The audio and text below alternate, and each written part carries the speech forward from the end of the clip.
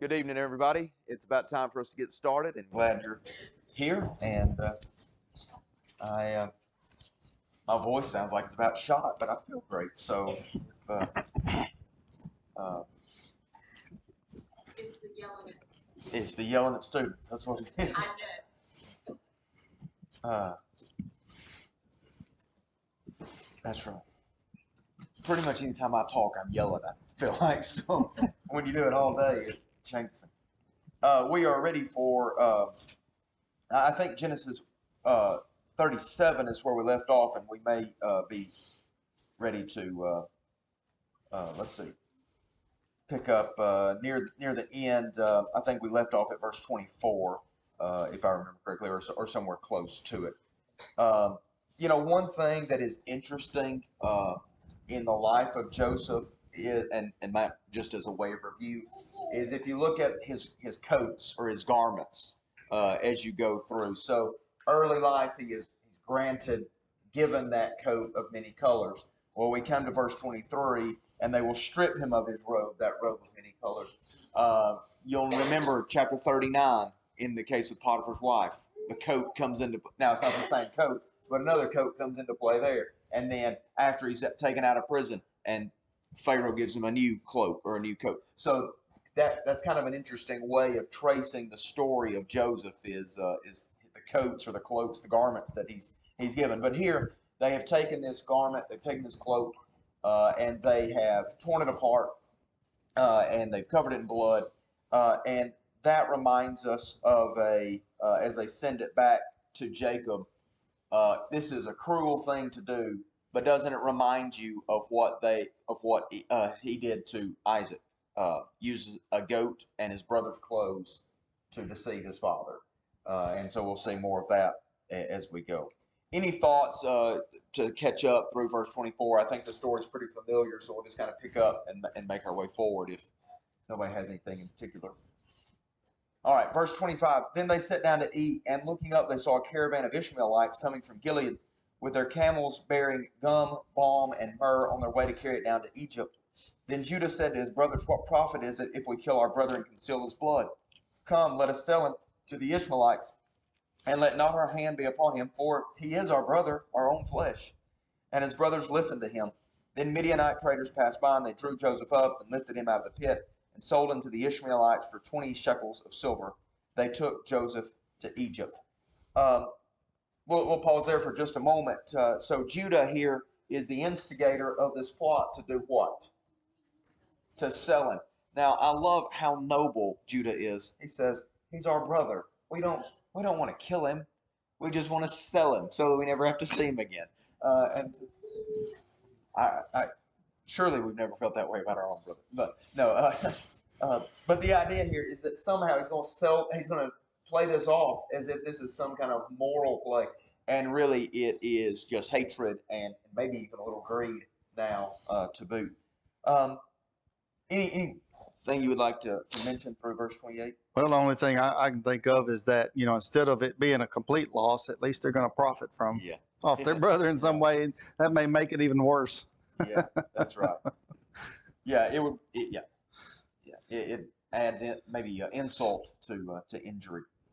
Um, so I think you will see an incredible transformation in Judah, and we'll talk more about that when we get a few chapters down the road. It took me a long time to see that, and I didn't see it myself the first time I saw it. Somebody else had to point it out to me. But when you finally see Judah's transformation, and it'll take a while to get there because Judah does some pretty bad stuff. It gets worse. It gets worse before it gets better, but it does get better, I think, and so we'll have to wait on that. So anything else through verse 28? So I don't know how much you said this, but you've talked before about how Joseph is kind of shadow preview of Christ. Mm-hmm. This would be, Yeah. I think one of those passages you look at and say maybe that's a preview of Yeah. Christ being sold for pieces of silver and that kind of thing. I agree. He's sent to check on his brothers. His brothers are not where they're supposed to be.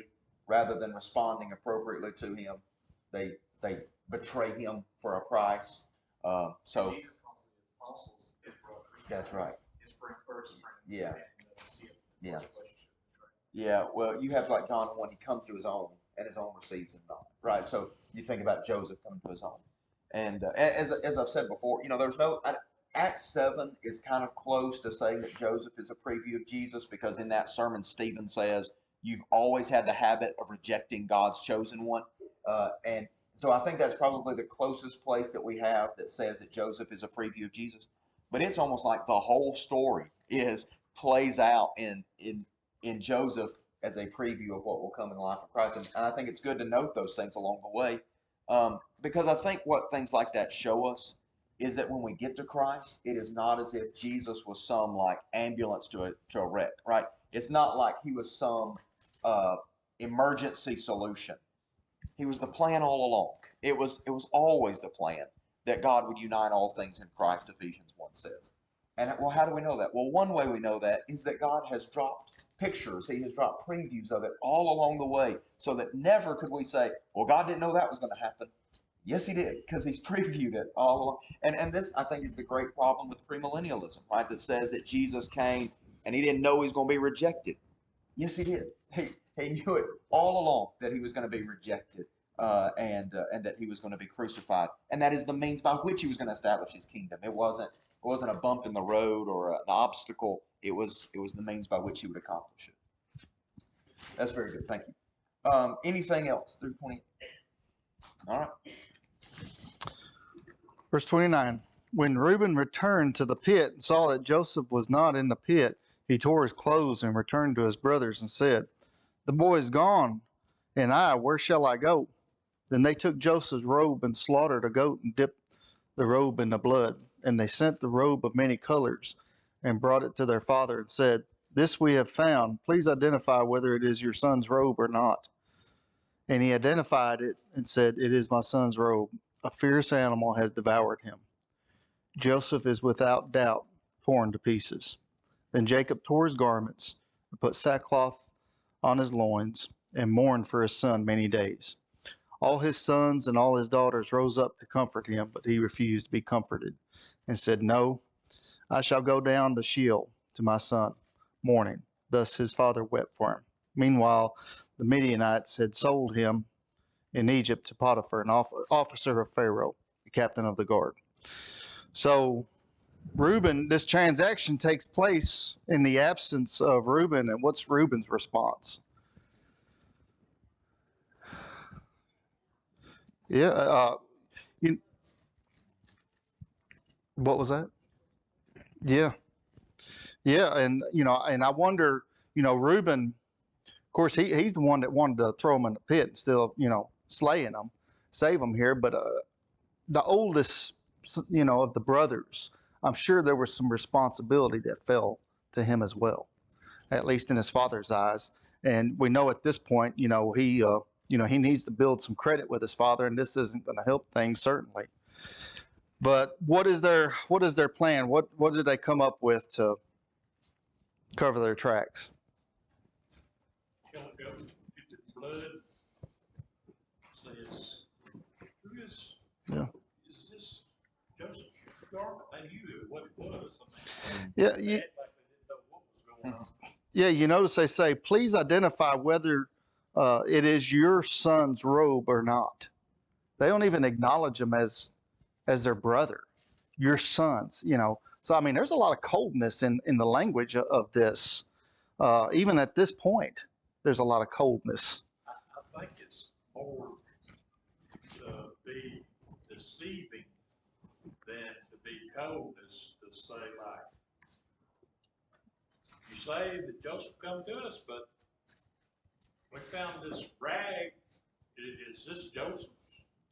Yeah. And they're trying to throw him off that they really don't know what this is. Right. Of course.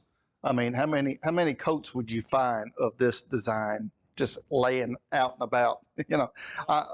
Also, by them dipping in blood, it may have been some blood. You couldn't tell what it was and color. That's true. But Jacob had no problem identifying it. But you know what I'm saying? Yeah. However many days travel they made it back, and the blood drying. Yeah. But yeah, as Larson said, Jacob didn't have any problem identifying it. So, the effort is futile. They're to blame on this. They're not going to own it. That's obvious. Not at this point in time. They're not going to own it. But Jacob is absolutely devastated. Jealousy and bitterness on people. Just keep doing one thing after another. I mean, really, honestly, I don't think they're that worried about what happens to him. If he dies, he dies. Yeah. It won't be at their hands. That's their, and to the point where, of course, there's lying, deception, and then they comfort their father, which is. Yeah, how do you compartmentalize those things where you're worried about his feelings and yet They've traded one problem for another. that's right. But for them, it's a great deal because the first problem was a lot worse for them than the second. Now, but their father is absolutely devastated over this news, and he's not going to be comforted at this time.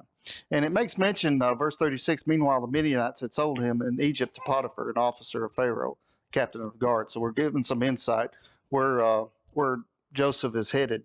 But throughout this, we see that the term Midianites and Ishmaelites is kind of back and forth, back and forth. And from what I understand, this may be multiple of people.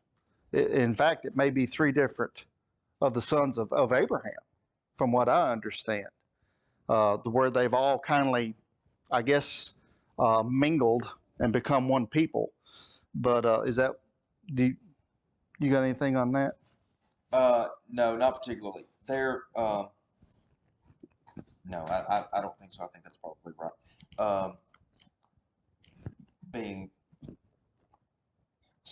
It's interesting in verse 28. So you got the Midianites, and they sold them to the Ishmaelites, but they saw the Ishmaelites coming first. So I don't know if the Midianites are like middlemen or something like that. But Yeah, I don't know. I've kind of interpreted myself like it was all the same people. That's right. That's kind of what I thought at first. But it does draw a distinction between them. But maybe the Midianite, I assume they're all traveling together in some capacity, and the Midianites maybe are the ones who are. I have a note here.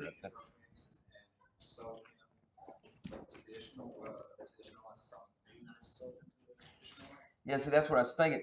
Look at verse 25. They saw a caravan of Ishmaelites. So then 28, the Midianite traders passed by, and then they sold to the Ishmaelites. So the thing there, I think, is the Midianites not the brothers. So it's like 20. Yeah. Because if they lifted him out of the pit, the Midianites did, and then they sold him to Ishmaelites. Yeah. I don't know. I'm confused myself as I look at it now. I don't know if it's that big a deal, but I was No. just curious. Now, I assume the brothers pulled him out of the pit, and so, yes, I think you're right about that, and sold him to the Ishmaelites. I don't know where the Midianite traders come in at the beginning of 28, right? Like that. If the brothers were the ones pulling him out of the pit and then selling to the Ishmaelites, I don't know where the Midianite traders come from in verse 4. Yeah, if these are separate traders, then I don't know how this. Yeah, it almost coincides. seems to me like they would be the Midianite traders who sold them to the Ishmaelites, and it might be a translation thing. I have a note here that I need to look at right quick and see if that helps me. If it doesn't, then I'll just forget I made a note.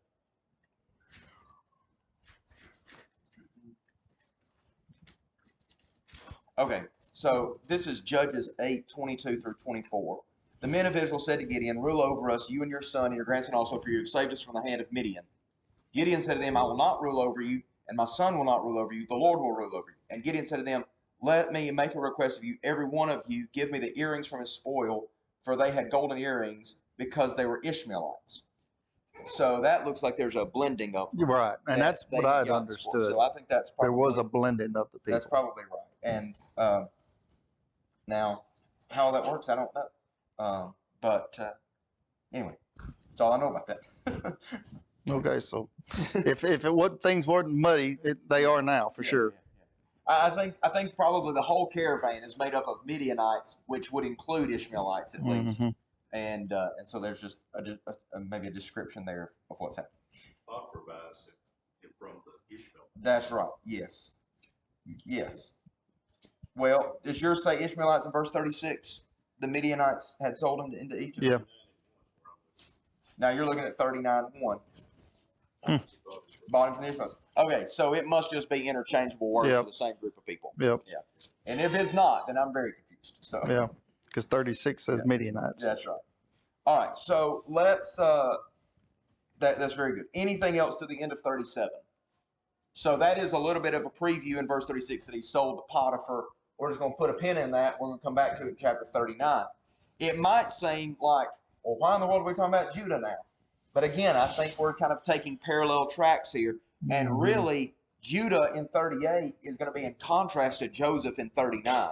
It will be as clear of a contrast of their character as it can be. Now, I want to summarize a little bit 38. Judah leaves his family and he goes and marries a Canaanite woman named Shua. This already is indicative of a problem, I think, that Judah is leaving and going and marrying a Canaanite. Now, I don't know what the right solution is. I don't know if it's marrying within that big family that they now have.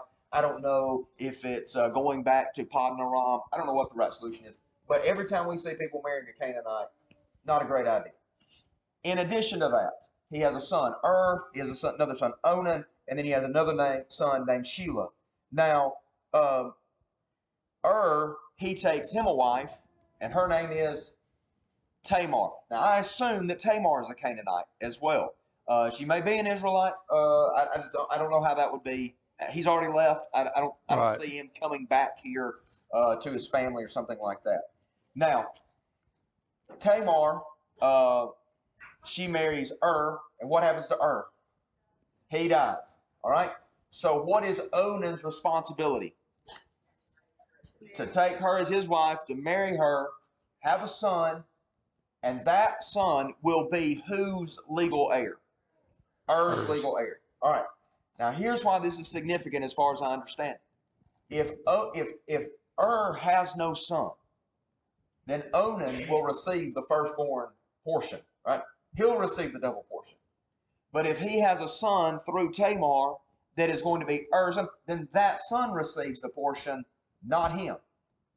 So there is an incentive for Onan not to have a son by Tamar.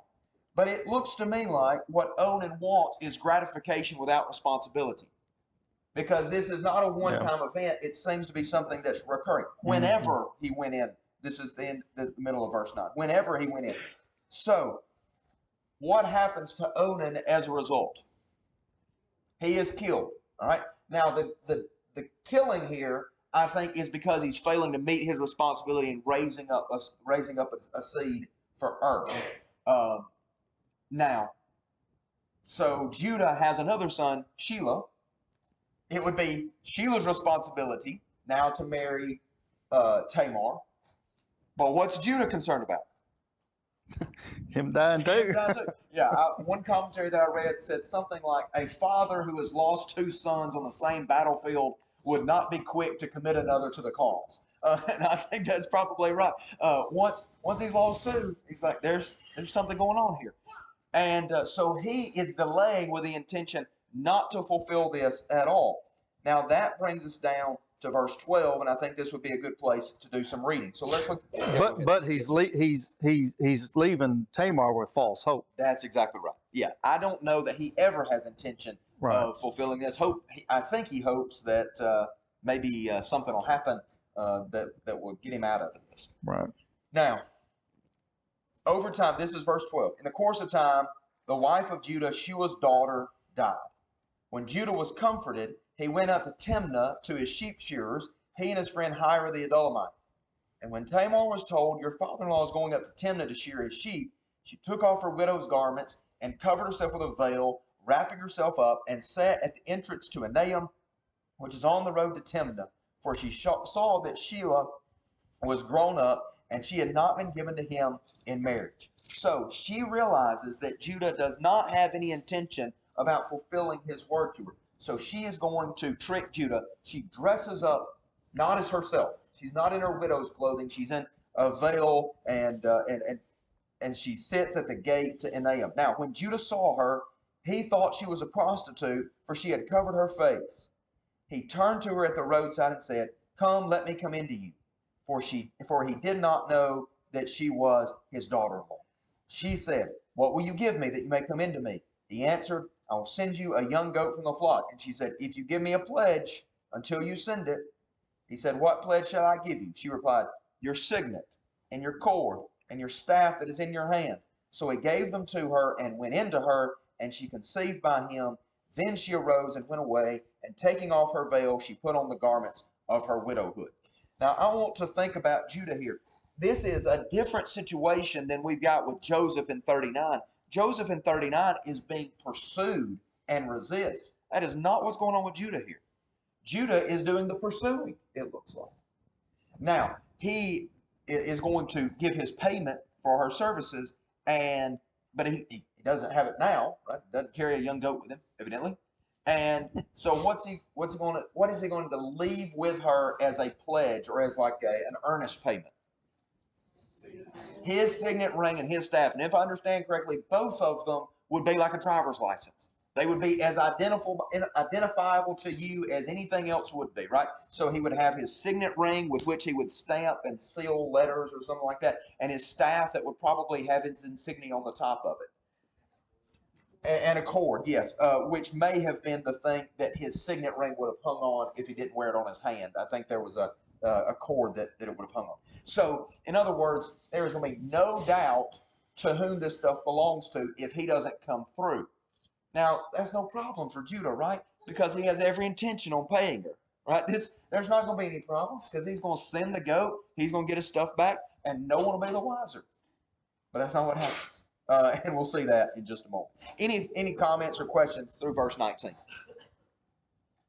All right, we're just kind of set up the story now. It doesn't look good. I mean, it's not good in any way you slice it. Okay. When Judah sent the young goat by his friend the Adullamite to take back the pledge from the woman's hand, he did not find her. And he asked the men of the place, "Where is the cult prostitute who was at Enaim at the roadside?" And they said, "No cult prostitute has been here." So he returned to Judah and said, "I have not found her." Also the men of the place said, "No cult prostitute has been here." And Judah replied, "Let her keep the things as her own, or we shall be laughed at. You see, I sent this young goat, and you did not find her." So basically, no skin off his back. He tried to make payment. She wasn't there, so he's not too worried about it. Verse 24, about 3 months later, Judah was told, "Tamar, your daughter-in-law, has been immoral. Moreover, she is pregnant with immorality." And Judah said, "Bring her out, and let her be burned." As she was being brought out, she sent word to her father-in-law by the man to whom these things belong, "I am pregnant."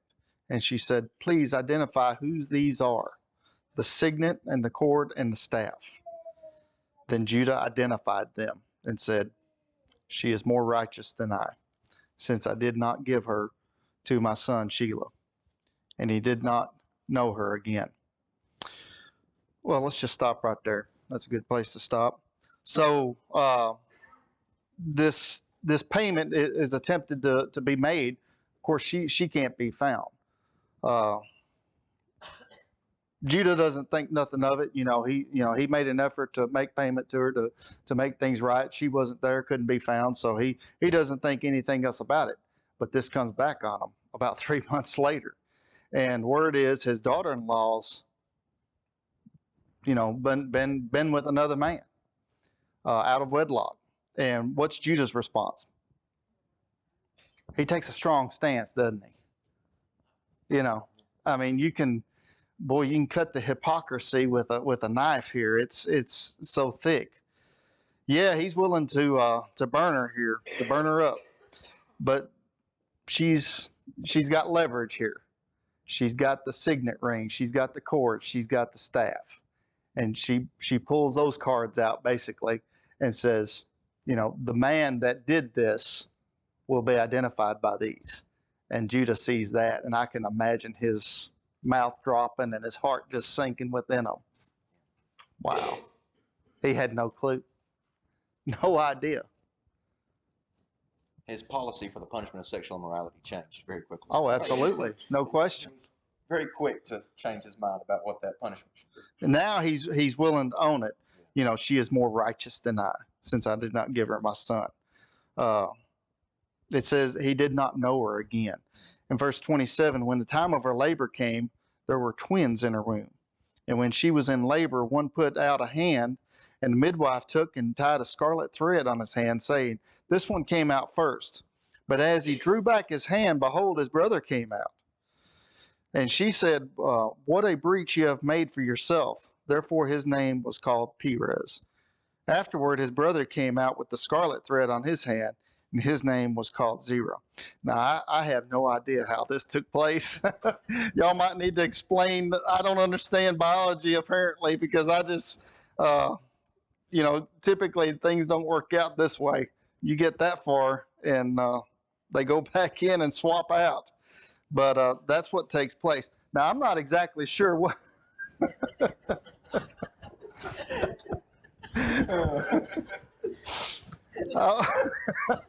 Yeah, let's just move on from that.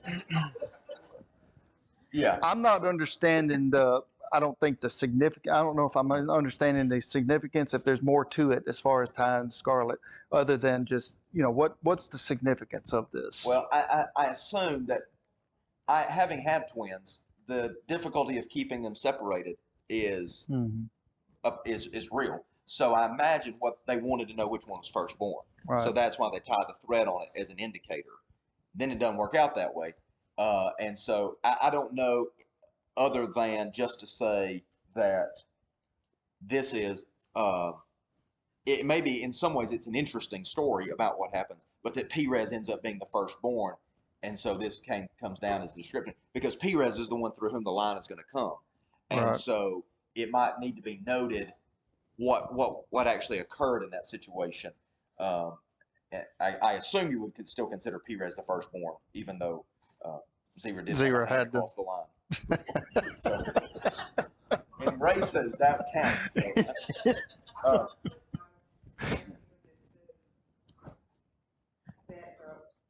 says the birth was complicated, a complicated one. That's one of the babies struck his hand. Yeah. Not his head. Right. It's normal. Now, and the child would have his hand inside the mother. Yeah. Yeah. So, and the name Perez means a breach. And this will be important. So we're going to see Perez come up in a few places, like chapter 49, 8 through 12 is where Judah is going to be mentioned as the one through whom the kings will come. I think maybe the next highlight point that we would make is the end of the book of Ruth in chapter 4, where Boaz and Ruth have Obed, and then he has Jesse, and Jesse has David. Well, he traces the line all the way back up to Judah through Perez there. And then in Matthew chapter 1, both Perez and Tamar are mentioned. Tamar is one of 4 women that's mentioned in that genealogy. And so it's interesting the women that are mentioned in that. It's Tamar, Bathsheba, Rahab, and Mary. And those are women that all have, maybe we would say infamous, we would at least say complicated histories or pasts. And actually Bathsheba is just literally the wife of Uriah. I don't think she's actually named, but some translations go ahead and give you that. But this will be important in the family lineage of who will come through this. Now, what do you learn about Judah in this story? Why in the world would this be included? He married a Canaanite woman. Yeah. His first 2 sons got very pleased with. They both ended up dead. And then he does something that's, Yeah. And you're telling me this is the family through whom God is going to bless all nations, right? These are the ones that are going to be a special people to God. It looks to me like if it's not for the grace of God, Israel becomes just like Canaan. And maybe there is an emphasis here on we got to get this family out of Canaan because they're becoming so much like Canaan that we're going to be in real trouble. And so I don't think it's coincidental at all that when they go to Egypt, they're going to a place where Egyptians, they just don't have dealings with foreigners and especially with shepherds, and they're going to live off by themselves. And boy, that's a good thing because it looks like Israel would just become just like them if they had the opportunity. And so Judah here, there's a couple things. I think he's setting up a contrast with the character of Joseph, first of all. we are setting up the story to see Judah's transformation. In order to see the change that he makes, I think we need to see how low he goes, and he goes pretty low. And the third thing is there needs to be a separation from the Canaanites that they're not managing right now. Now, could that have been managed in other ways? Sure, God could have done it however he wanted to. But I think one benefit of the way that God is going to do all of this is that there's a separation between Israel and Canaan while they become a nation. And that's a lesson for the Israelites that would have been the first readers of this, right? Look at the danger that it was to your forefathers when they got too close. Now, the thing is that when Judah sends his friend to go find her, he says, where's the cult prostitute? In other words, this is a prostitute that would have been associated with the idolatrous worship of the Canaanites. And that's the way Judah sends his friend to identify her, right? Mm-hmm. So if it could be worse than it already was, it is Judah is getting all tangled up in idolatrous worship in this, and doesn't even seem to have the faintest consideration about it. And so all that is to say is the sons of Israel are acting like Canaanites, and we've got to get this family out of Canaan, or we got to get Canaan out of this family, one way or the other. And so that's important. And then the application, I think, is important for that first generation of Israelites.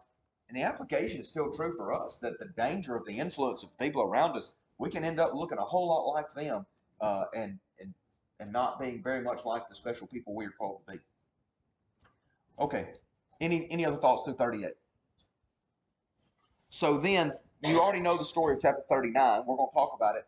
But think about how special it is for a young man like Joseph to be in a place so far from home and to not become just like the people around him. Not when he's not doing the pursuit, when he's being pursued. And you would think there would be advantages to going that direction. And look at how he reacts. Now, 39, when we open 39, we're backtracking, are we not? From the close of 38 yes, in time? 38, that's had to take quite a while to play out. Right, having so, 3 children and them now, becoming that story a grown may have age. started right after Joseph gets sold, but it Right. didn't finish that Right. quick. I mean, he's got 38 covers a lot of time. That's right. That's right. Yeah. Yeah, you're exactly right about that. That's very good. So yeah, anything else? We don't know exactly how much time passes, but I assume that not a ton of time has passed by chapter 39. Some probably, but I think we have a time indicator in. Let's see, I can't remember what chapter it is, but that maybe he's been 13 years. That he was 30 when he's called before Pharaoh. So it can't have been a terribly long amount of time because. The prison situation has to happen. He has to have time to rise up in the prison and all that. So a lot of stuff has to happen within that window of time. And so we maybe can't say exactly, but we would say that Joseph is still quite a young man in chapter 39. He was 17, give or take. Or, he was not less than 17. He'd been 17 or close, maybe a little older at the end of 37. So, anyway.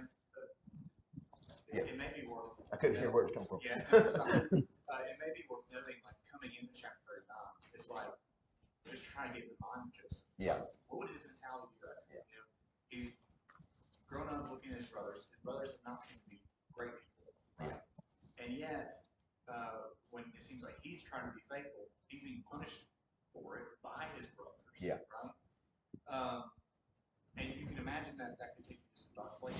Is this what happens when I try to do right? Yep. Yeah. And then when you get verse 39, it's like, so how has this affected? That's right. Very good. Very good.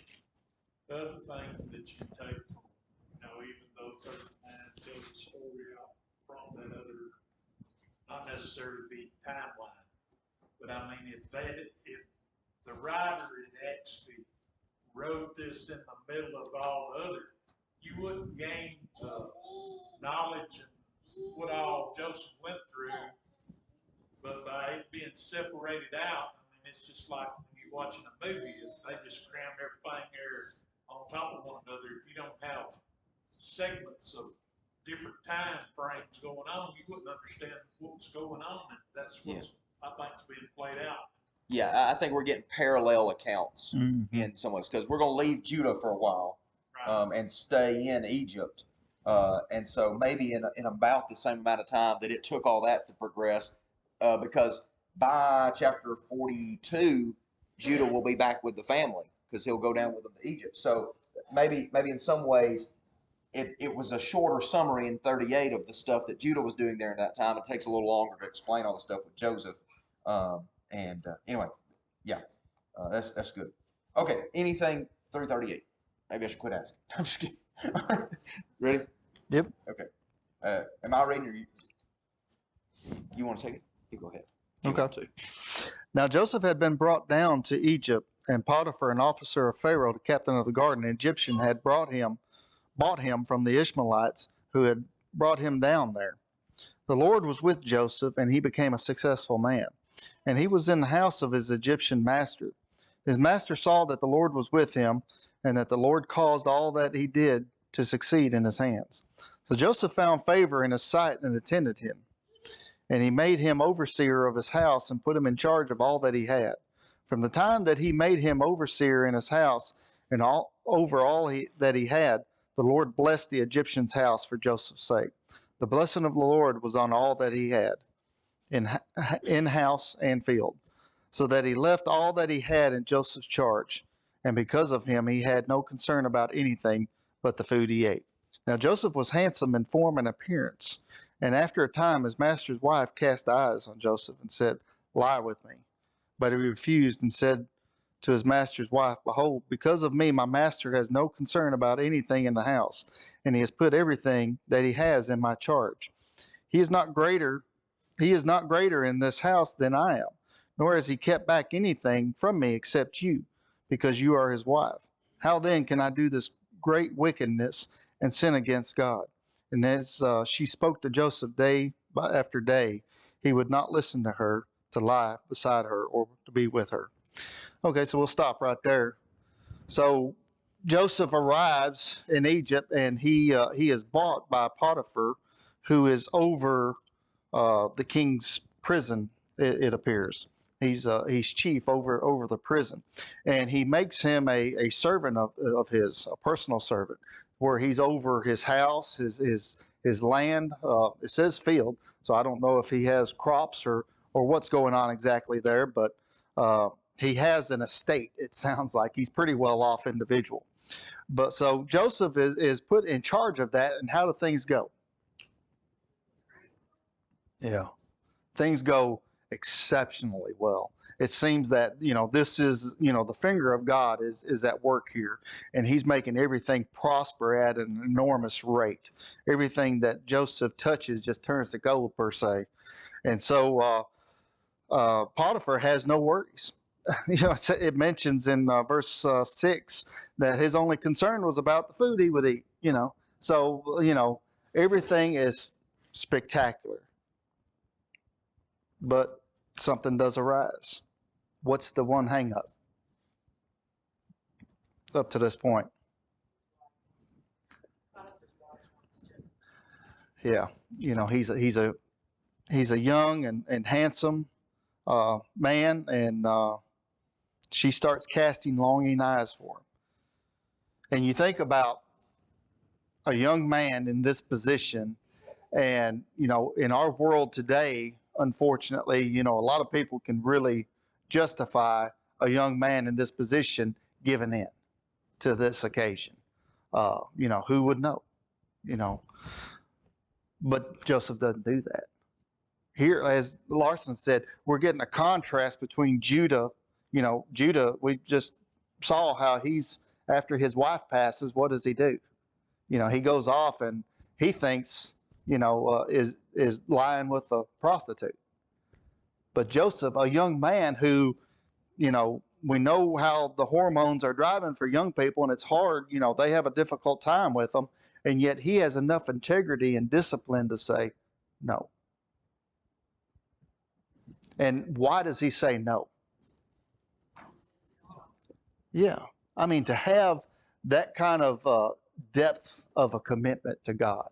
And especially when you think about his circumstances. We've talked about that. What has led him to here? Would it, up to this point, of course, he's prospering at this point in time, but outside of that, the difficulties he's had up to this point. How many people would cash in their faith going through something like that. A lot would. But also, Joseph, even though he was a young man when they sold him into slavery, I believe that the teachings that he had with his father, all the way back to Abraham, what God had done for each one of the family members, and that he always protected them and they always blessed them as long as they did his commandments and followed his will. And I think that was the knowledge that he took with him, even after all these events happened to him, and he was working as a slave for an Egyptian, that he knew he had to still be righteous to God. You know, it didn't matter what the world thought, what was good in most young men's eyes, he was going to do what was right in God's eyes. You know, maybe Jacob spent more time with him than it is his own sons. We don't know. We're not privy to that information. But you know, we're all responsible beings, and we all make decisions for ourselves in the end.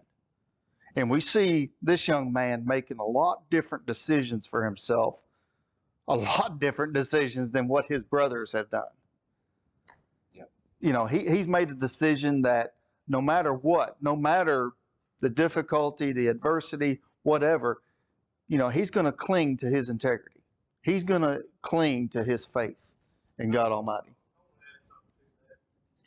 It's pictured as well as the attitude that Job held towards everything, God and everything around him. It's what caused him to succeed in everything he did. Yeah, there was no poor, pitiful me. And it goes on and we go on and we'll see how much more beautiful attitude he had toward him. Yeah. Yeah. He had more beautiful attitude, except maybe Paul or anybody else. Yeah. They forgive his brother just like what they've done to him. Good point. Yeah. So he resists this temptation, which means he's not going to have to face any more, and everything's going to work out just fine. And it actually he's going to be freed from slavery because God is so happy with what. No, devil doesn't give up, and God's pleasure with us does not necessarily determine the niceness of our circumstances, right? We're going to notice that in just a second. But I'm just going to summarize here. One day she makes up her mind that he is going to lie with her, and so what does she do? Grabs hold of him, and what does he do? He runs, right? Leaving the coat behind in her hand. She is now rejected, so what does she do? She lies, she screams, she lies, she says, he left this coat in my hand. This is the evidence that he was trying to lie with me. Brought this Hebrew in to laugh at us, came in to lie with me, cried out with a loud voice. Now we'll say more about this in just a second, but you know, Potiphar, we won't say it tonight because we're almost out of just a seconds. But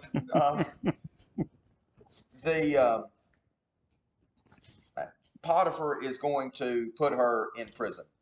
Put him in prison, not her. Should have been her. Yeah. Not her. Him in prison. I want you to notice verse 21. I think this is key. Look at all the times it's repeated for emphasis. But the Lord was with Joseph and showed him steadfast love and gave him favor. That's 3 times in one verse that it talks about God's concern and care and affection for Joseph. And the keeper of the prison put Joseph in charge of all the prisoners who were in the prison. Whatever was done there, he was the one who did it. The keeper of the prison paid no attention to anything that was in Joseph's charge because the Lord was with him. And whatever he did, the Lord made it succeed. That's 5 times talk about about God's presence with Joseph. Now, Joseph is now in prison after having just been in slavery, after having been sold by his brother. And he's in prison not because he did wrong, but because he did right. But the Bible reminds us that just because you're in terrible circumstances does not mean that the Lord's not with you. Now, things are going to go as well as they can, but it's as well as they can in prison. Right? It's not like as well as they can on an island. No, it's in prison. And so all of that is to say that Joseph's faithfulness was not dependent on his circumstances. And God's faithfulness to Joseph was not necessarily reflected in all of his circumstances. And we need to remember that. I think that's another way in which Jesus is previewed in the life of Joseph. And I'm particularly thinking about the temptations in the wilderness. Jesus is baptized, Matthew chapter 3. You are my son. In you I'm well pleased. And the text tells us in Mark's account that immediately the Spirit drove him into the wilderness to be tempted by Satan. Now you would say, well, if God was pleased with him, he wouldn't let him go through with something like that. That's obviously not true. He was as pleased with Jesus as he's ever been. And as he's ever been with anybody. And he's driven into the wilderness to suffer and to be tempted. And so there's encouragement in that, whatever our circumstances. It may also be, Potiphar's wife seems to have pretty good circumstances. And she's a wicked person. So good circumstances don't necessarily mean we're righteous. And so maybe there's more that we could say about all that. But yeah, God's plan for Joseph, we're seeing the ups and downs. Yeah. And, that's kind of the way life is for all of us, ups and downs. I remember someone telling me a number of years ago that the grass grows greener in the valley, not up on the hill.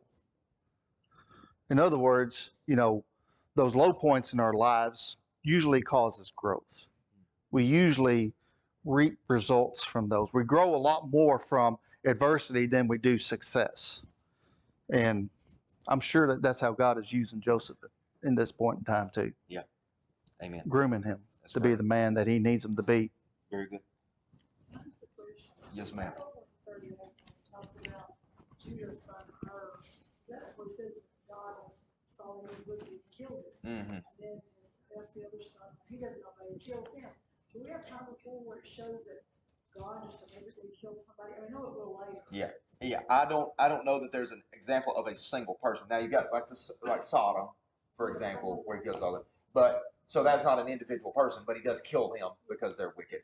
But no, I don't know if there's another example prior to this of killing an individual person. Yeah, and there's not many even after this, right? I mean, there's a few. Yes, Nadab and Abihu. That's right. Yeah, and you got Ananias and Sapphira later, but yeah, there's but not many, right? Like that's a special occasion kind of punishment. All right, thank you very much. Good participation tonight. Thanks for watching. If you found this video to be beneficial, please follow us on Facebook or subscribe to our YouTube channel. Feel free to share it with others that you feel like may benefit from it. If you need to contact us, please contact us via email at quinn.church@yahoo.com. Also, if you're in the area, we would love for you to come visit with us at one of our assemblies. Have a good day.